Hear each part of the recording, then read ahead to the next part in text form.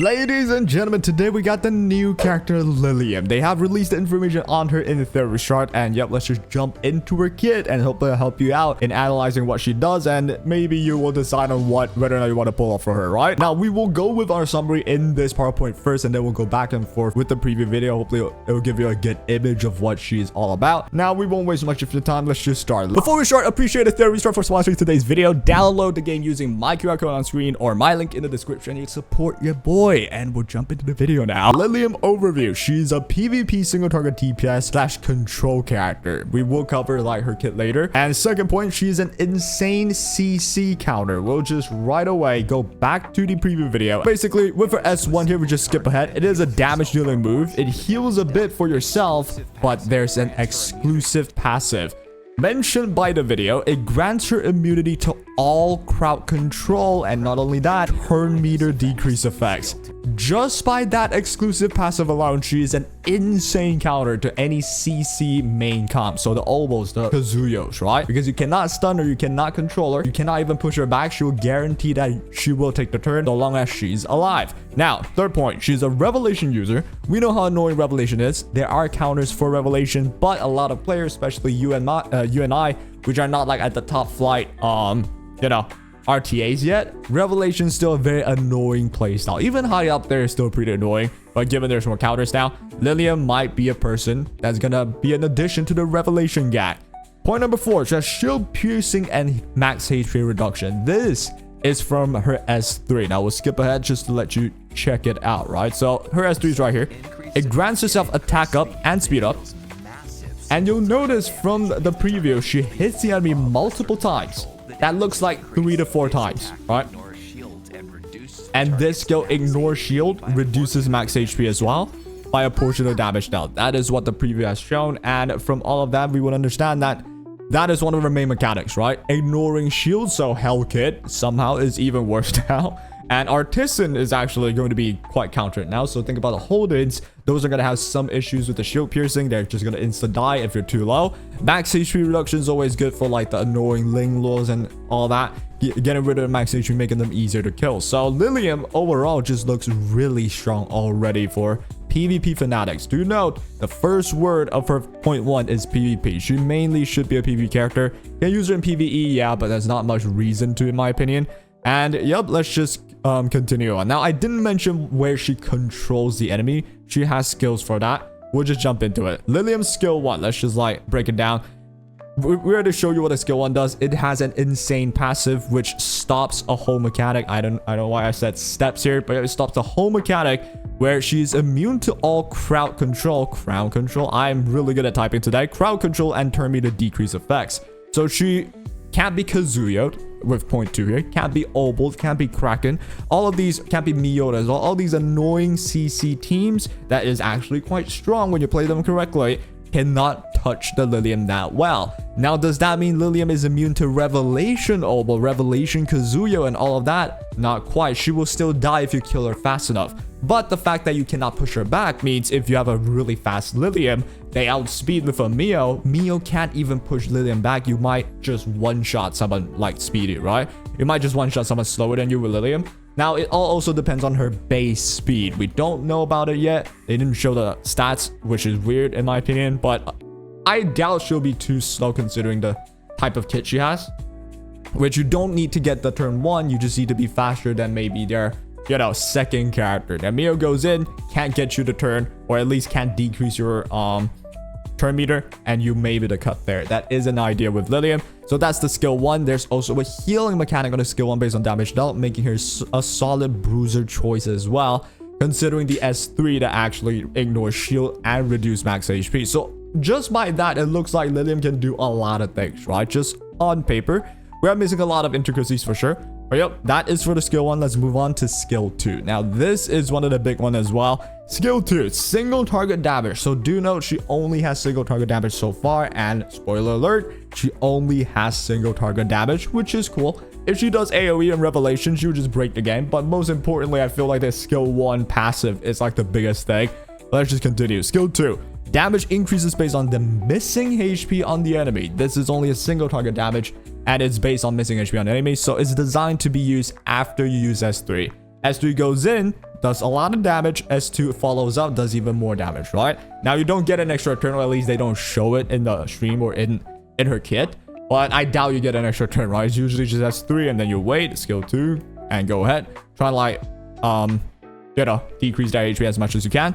So that should be the S2. And S2 has a pretty unique, effect to it as well with point 2.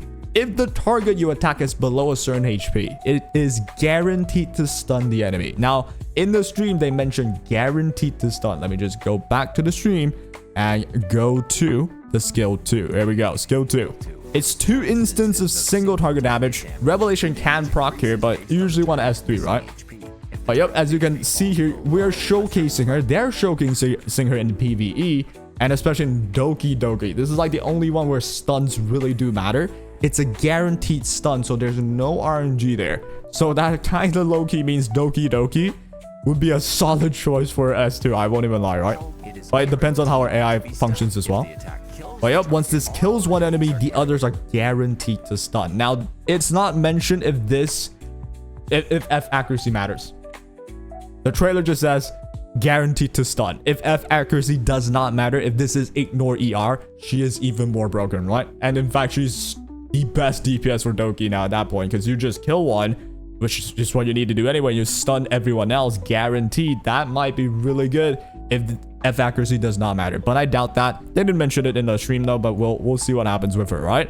Now, that is the third point as well. When the target dies, you guaranteed an AoE stun. This not only makes her, potentially considerable for even Doki, but it's also really strong against those squishy CC comps in RTA that you see a lot of. Because what happens is, the enemy wants to like go obol, stun you, can't stun you. If Liliam do as much as take a turn, she can S2 and kill a squishy target, guaranteed AoE stun. Suddenly the entire game is, being turned on its table, right? Turned on its head. So that is the idea of Liliam's skill 2 that I think you can utilize. And there are issues as well if you want to use her that way, which we'll mention later. Let's just move on now to the skill 3. You've already seen from the preview how skill 3 works. It is an attack and speed self buff first, which is good because if you revelation, you want high attack. She buffs herself by attack, so you don't even need a, supporter there. She gets herself attack buff. After you self buff yourself with 2 buffs, you then attack. It's 3 to 4 hits from what I can see from the animation of massive single target damage. Now, 3 to 4 hits of revelation triggers is a lot of damage. That's like easily half healthing an enemy. I've seen a Yang half health a really bulky lingual by just hitting 3 hits of revelation procs as well. So this is gonna be really big, especially if you chain it with other revelation characters for sure. It's gonna like 2-tap anyone, right? 2-taps any enemy without bloodbath at least. So yeah, insane damage if you put her on revelation, which seems to be what is recommended as well. They've shown her with revelation in the live stream itself. Now, point number 2, damage increases if the enemy HP is above a certain percentage. Now, we don't know what percentage, we don't know how much damage is increased by, but this means you want to use your S3 first, and then use your S2 that scales off of lost HP, because the first S3, you scale off of like the amount of health the enemy has, and then you do more damage if they have higher health. Second skill does more damage if they have lower health. Makes sense. Third point, ignores shield. This is actually pretty good against potentially like Artisan Holden. Holden's pretty strong right now. Artisan Holden, he thought he can like live on 1 HP, get a freaking free full heal with the shield, right? Basically, but well, with Liliam skill 3, you ignore the shield, don't care. Holden dies anyway. Good stuff, right? Now, 4th point, reduces max HP by a portion of damage dealt. Depending on how it scales, this should be very annoying as well. Just, dealing with even Tiamats. Imagine if you do like 20k damage through revelation as well, and then maybe 10k of HP is gone on Tiamat. That is really, really hurtful for like a Tiamat, right? That Tiamat now does a lot less damage in like a longer fight. And maybe with Lily plus Liliam in the team, you can reset S3 and suddenly the enemy lost half of their HP forever. It cannot be healed back. At that point, the Tiamat doesn't do damage, right? Because there's not enough HP. So that is actually something that just suddenly makes her actually usable in even bruiser teams or turn 2 comps, making her really versatile in my opinion, right? So that's the S3. Now, we'll touch on the conclusion. I will mention some of the issues as well that I can think of, and let me know your opinion on that as well, right? First point, She's impossible to CC, make her counter a whole playstyle. If you want to play pure CC against Liliam, it's always going to be a scary thing because you want to make sure you just straight up kill her quickly.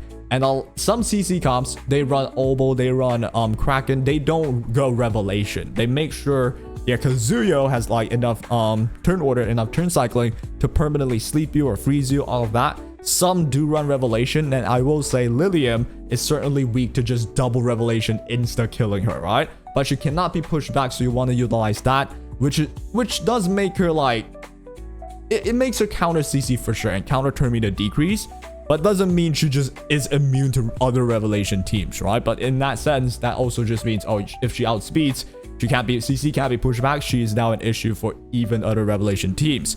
That is a thing to think about. But turn number 2 though is where her issues start to rise. She doesn't seem to have any turn meter boost for herself or for her team. Now, if you've used Revelation Gang before, you know a character named Yang. Now that character can proc Revelation and boost your entire team up, allowing the other Revelation character to continually, do Revelation. So let's say Liliam instead of Yang. Liliam could maybe outspeed, become the opener, but if she does not turn meter boost anyone else, that actually doesn't make her too good of an opener. Doesn't mean she's bad, she just doesn't want to open, right?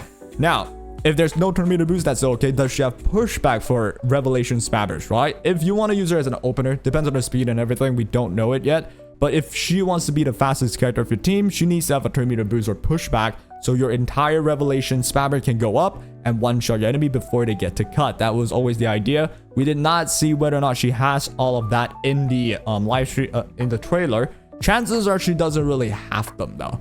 Which, if it's something as big as a turn meter boost, I think they will mention it. They didn't mention it, which means Liliam may not want to be an opener. Because you can open, and if you don't kill on the skill 3 though, then the enemy can still Oboe Revelation, can still RC Revelation. Let's say you killed the Freya, they might still kill your whole team from there. But still, killing one Revelation character being the fastest is still a good thing to have, right? Plus, that is assuming you S3. You can also potentially go for skill 2. If you have a really good Liliam and you outspeed as an opener, skill 2 one-shotting a squishy character guaranteed to stun the rest of the characters might be pretty big for anyone trying to run Revelation spam as well. But again, that is hard to build in my opinion. It also depends on like her speed and stuff, right? Now, third point.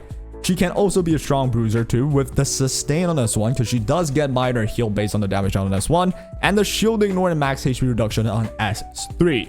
Shield ignore only comes in handy if you're fighting shields, and that means bruisers, right? Same with max HP reduction. You don't need the max HP reduce squishy characters, really. You just want to kill them. So this means they have thought of Liliam in like a turn 2 scenario or bruiser scenario in mind, and she can be quite solid in my opinion for sure if you use her with like the healers. Use her with like the Vipers, the Bloodbaths, keeping her alive and making sure she just S3. And, that is an issue, right? If your max HP reduction just racks up for if you're fighting a Liliam, you may not be able to retaliate that easily if you're using a HP scaler for especially. And HP scalers like Tiamat is pretty strong right now as well. So that is the conclusion on Liliam. Should you pull Liliam? Before we move on, should you pull Liliam? In my opinion, if you're a fan of PvP, I think Liliam is a very solid pull. I don't know about broken yet because it still depends on her stats. If she's dirt slow, then it's like okay. But if she's fast, she's speedy, then she has a lot of versatility there. She can be played fast. She can be played in a more bruisery playstyle as well. Plus, even in the end, all things considered, the fact that she's impossible to CC, this is a staple of a strong character, right? I came from Epic 7, if you know what that game is really similar to Etheria, and the game started to be very annoying when there are characters who can stop mechanics just by existing. Okay, I'm talking about Bellions in that game. Just by existing, you stop souls. Liliam, just by existing, pretty much stops CC, at least on herself. So it's not as broken, because broken is where, oh, I exist, no debuffs can happen willy-nilly. Everyone is immune now. That's what happens in Epic 7, basically. Bellion's alive there. Oh, there's no souls. No one can gain souls, but I can, though. So, yeah, that's broken, at least at the time when she's released. But for Liliam's case, I think it's strong. I don't want to say broken yet, because it's impossible to CC her, but it's not impossible to CC the rest of your team, right? She can counter CC herself, but if she dies to Revelation first, that's also an issue. She doesn't have turn meter boost, no pushback, so definitely not just a I pick Liliam, I win already type of character, right? But is she strong? Yes. So if you're a PvP character, in my opinion, I think she's a strong one. You want to pick her up, right? A lot of potential versatility with her. So, yep, that's my take. Let me know what your take is, right? If you're gonna pull her or not. Me personally, I'll definitely pull her, and it'll be on this channel for the showcase, right? Moving on, Liliam's build. Let's talk about the build. Now that we understand what she's all about, at least on paper, we'll take a look at the build and what is interesting on her, what potentially works on her. Now, unfortunately, they didn't show anything about builds in the video, which they usually do. So I'm not an... Oh shit, my headphones dropped. I'm not even gonna wear it. I'm not exactly understanding what the idea of this character is, at least from the POV of the developers. But for me, certainly high speed, crit rate, crit damage. If you want to run Revelation, definitely you want high crit rate, right? High speed depends on her base speed. If her base speed is too low, you don't really care for like opener speed. You could go for, you know, 270 to 80. But if her base speed is high, let's say 124, something like a Lily base speed, then you might see like 350 Liliams that could just outspeed one shot you, right? At least one shot one of the squishies. Does she need attack? Being the fourth point here. Attack, I put a question mark here because we don't know what she really scales off. It's not mentioned, I don't think, but if she scales off of HP, that would be insane. That would mean she cannot be killed that easily. Her damage based on HP, that would be insane. I don't know if it is. They didn't mention if it's attack. I don't think they mentioned it, or maybe I missed it, but yep, we'll have to see.